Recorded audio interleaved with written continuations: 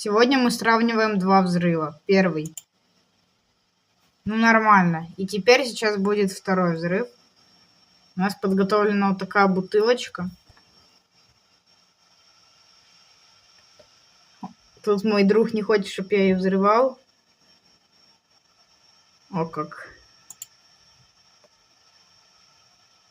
Пока что ничего не происходит.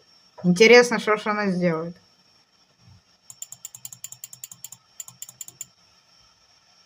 Ничего. Получается, бутылочка не рабочая. Ай-яй-яй. О, боже мой, происходит. Бутылка оказалась рабочей.